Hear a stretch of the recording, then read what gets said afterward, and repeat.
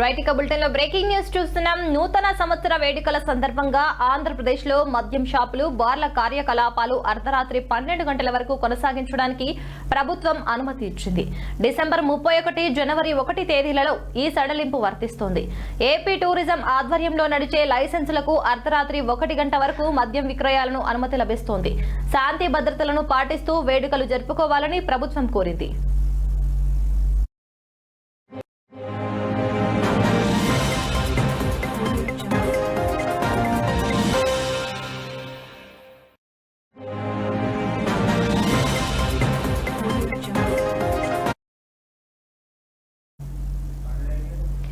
ఆంధ్రప్రదేశ్ లో మందుబాబులకు ప్రభుత్వం తీపి కబురు చెప్పింది. నూతన సంవత్సర వేడుకల సందర్భంగా కీలక నిర్ణయం తీసుకుంది. డిసెంబర్ 31, జనవరి 1 తేదీలలో మద్యం షాపులు అర్ధరాత్రి 12 గంటల వరకు కొనసాగించడానికి ప్రభుత్వం అనుమతి ఇచ్చింది. బార్లకు మాత్రం 1 గంట వరకు అనుమతి ఇచ్చారు. రాష్ట్ర ప్రభుత్వం నూతన సంవత్సర వేడుకలను పురస్కరించుకొని ఈ నిర్ణయం తీసుకుంది. అయితే మద్యం షాపులు, బార్ల సమయాలను పొడిగించి ప్రజలు వేడుకలను మరింత ఉత్సాహంగా జరుపుకునేందుకు అవకాశం కల్పించింది. ఈ సడలింపు డిసెంబర్ 31వ తేదీ రాత్రి, జనవరి 1వ తేదీ రాత్రి వరకు అమలులో ఉంటుంది. ఈ కొత్త నిబంధనలకు బార్లకు, అలాగే ఇన్ హౌస్ లైసెన్సులు కలిగిన ప్రదేశాలకు, ఈవెంట్ పర్మిట్ లైసెన్సులు పొందిన వారికి కూడా వర్తిస్తాయని ప్రభుత్వం స్పష్టం చేసింది.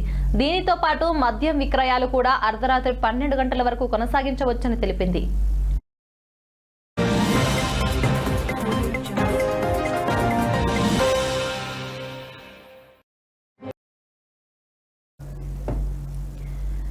అలాగే నూతన సంవత్సర వేడుకల సందర్భంగా ఏపీ టూరిజం ఆధ్వర్యంలో నడిచే లైసెన్సులకు కూడా ఈ సడలింపు వర్తిస్తుంది.